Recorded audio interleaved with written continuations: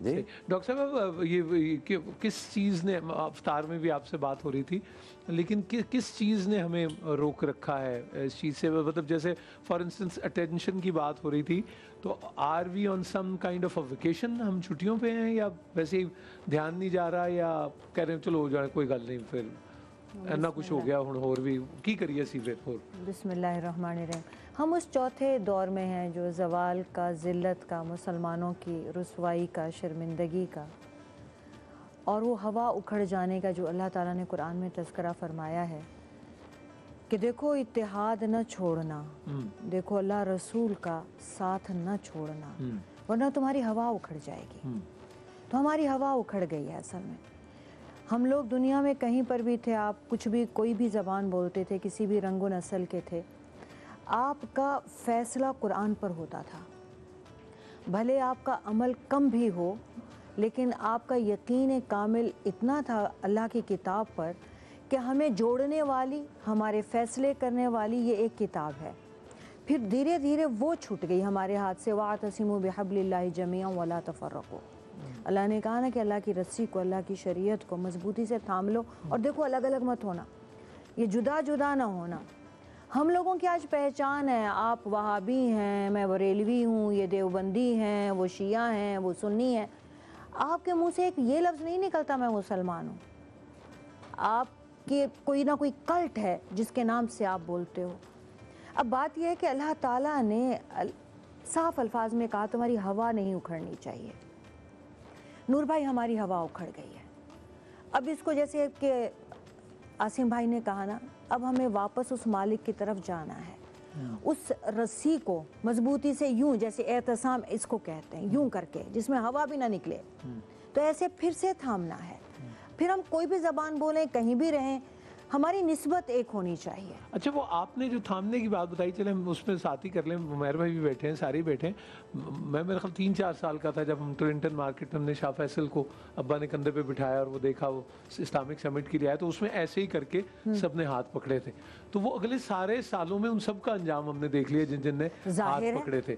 تو وہ کہہ رہے ہیں کہ ہاتھ پکڑو تو پھر ایسے ہو جاتا ہے، اور ایک ایک آپ نام گنتے چلے جائیں، مطلب وہ ایک عمیر بھائی میں یہ سوال تو ہوگا نا کہ پھر آپ کو اگر انجام سے کوئی ڈرایا جاتا ہے یا انجام کر کے ہی دکھا دیا جاتا ہے، وہ کہتے ہیں ٹھیک ہے اللہ تعالیٰ تو ہے، لیکن مطلب یہ نور بھائی، یہ خاص طور پر جو عاصم بھائی نے بات کی ہے، پھر ڈاکٹر میمونہ نے جو بات کی، میں سورہ بنی اسرائیل کی 2 آیات سے میں اس کو واضح کرنا چاہتا ہوں۔ جی، سورہ ہے بنی اسرائیل، آپ صلی اللہ علیہ وسلم مکہ مکرمہ میں ہیں، ہجرت فرما کر مدینہ طیبہ تشریف لے جانے والے ہیں، اور شب معراج میں مسجد حرام سے مسجد اقصیٰ تک کا سفر ہو رہا ہے۔ ٹھیک۔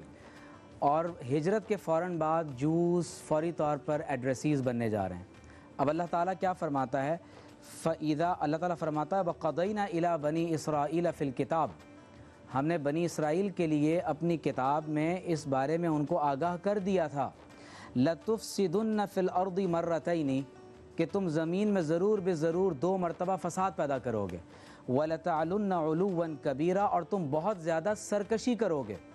تو اللہ تعالیٰ فرماتا ہے کہ فَإِذَا جَاءَ وَعْدُ أُولَاهُمَا، تو جب ان دونوں میں سے پہلا وعدہ آ گیا، تو بَعَثْنَا عَلَيْكُمْ عِبَادًا لَنَا، تو ہم نے اپنے بندوں کو تم پر مسلط کیا، اپنے بندوں کو تمہاری طرف بھیجا۔ اب اس پر بعض مفسرین کہتے ہیں کہ مراد بخت نصر وغیرہ ہے، لیکن نہیں، اللہ تعالیٰ کے بندے تو اصحاب ایمان ہوتے ہیں۔ تو اس لیے امام شعراوی فرماتے ہیں کہ یہاں مراد حضور علیہ الصلوۃ والسلام کا غزوہ خیبر میں، بنو قینقاع میں ان کے ساتھ اس وقت وہاں انگیج ہونا اور پھر فتح یاب ہونا ہے۔ اب اس کے فوراً بعد اللہ تعالیٰ نیچے ارشاد فرماتا ہے کہ فَإِذَا جَاءَ وَعْدُ الْآخِرَةِ، جب وہ آخری دور کا وعدہ دوبارہ لوٹ کر آئے گا تو کیا ہوگا؟ لِيَسُوءُ وُجُوهَكُمْ، تو اللہ تبارک و تعالیٰ بالآخر مسلمانوں کو فتح عطا فرمائے گا، وَلِيَدْخُلُوا الْمَسْجِدَ كَمَا دَخَلُوهُ أَوَّلَ مَرَّةٍ، اور وہ مسجد اقصیٰ میں دوبارہ اسی طرح داخل ہوں گے جیسے پہلے داخل ہوئے تھے۔ بڑی قابل توجہ بات ہے کہ اس کے لیے شرط کیا ہے کہ یہود اس وقت غلبے میں ہیں، زائنسٹ اس وقت غلبے میں ہیں، ہمارا یہ جو اس وقت مغلوب ہونا ہے یہ دوبارہ غلبے میں تبدیل کیسے ہوگا، پستی بالائی میں کس طرح تبدیل ہوگی؟ تو اس کے لیے عباد اللہ، ہمیں اللہ کا دوبارہ بندہ بننا پڑے گا۔ تو جب تک مسلمان سورہ بنی اسرائیل کی اس پیش گوئی کے مطابق جب تک مسلمان اللہ تبارک و تعالیٰ کے بندے نہیں بنیں گے اس وقت تک ہمیں یہ دوبارہ غلبہ نصیب نہیں ہوگا۔ میں یہاں پر ایک حدیث مسلم شریف کی حدیث ہے کہ ہمارے نبی صلی اللہ علیہ وسلم نے ہم سے ارشاد فرمایا کہ ایک وقت ایسا آئے گا کہ اطراف و اکناف عالم سے دشمن میری امت پر حملہ آور ہو جائے گا، اور اس طرح حملہ آور ہوں گے جیسے بھوکے لوگ دسترخوان پر کھانے کے لیے ایک دوسرے کو دعوت دیتے ہیں، ہماری کیفیت یہ ہوگی۔ کھانا ریزسٹ نہیں کرتا، ہم کھانے کو توڑتے ہیں، پھاڑتے ہیں، چباتے ہیں۔ آج کیا امت کی یہ کیفیت نہیں ہو گئی؟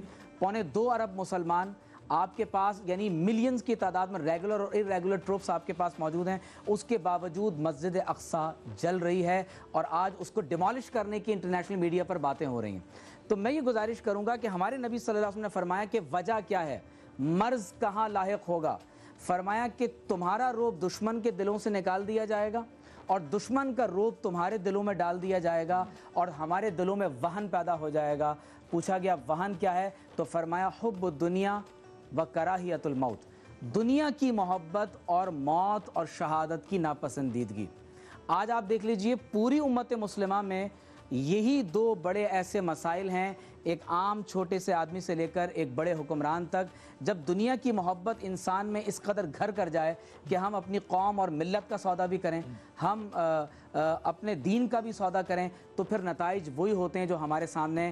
ہمارے نبی صلی اللہ علیہ وسلم کی بشارت یہ ہے کہ لا تقوم الساعہ حتی تقاتل الیہود، ایک آخری مارکہ ضرور ہونے جا رہا ہے۔ ضرورت اس امر کی ہے کہ ہم اپنے آپ کو اس آخری مارکے کے لیے اخلاقی طور پر، روحانی طور پر، جسمانی طور پر، جنگی اعتبار سے، ہم ہر اعتبار سے خود کو تیار کریں۔ لیکن میں بار بار یہ صدا لگانا اپنا فرض سمجھتا ہوں کہ اس وقت جب پوری دنیا میں عالمی جنگوں کی تیاریاں ہو رہی ہیں تو بالخصوص پاکستان کے مسلمان، انہوں نے اپنے آپ کو کتنا قلبی طور پر اللہ اور اس کے رسول صلی اللہ علیہ وسلم سے اور تصور امت کے ساتھ جوڑا ہوا ہے۔ کہیں ایسا نہ ہو کہ اچانک ایسا وقت آ جائے ہماری تیاری نہ ہو۔ صرف ایک آیت کا ایک آخری حصہ کہ اللہ تعالیٰ ارشاد فرماتا ہے کہ اگر یہ کام تم نے نہیں کیا تو یستبدل قوما غیرکم ثم لا یکونوا امثالکم، اللہ تعالیٰ ہمیں ہٹا کر ایک دوسری قوم لے آئے گا اور وہ تمہاری طرح نہیں ہوں۔ بالکل ٹھیک۔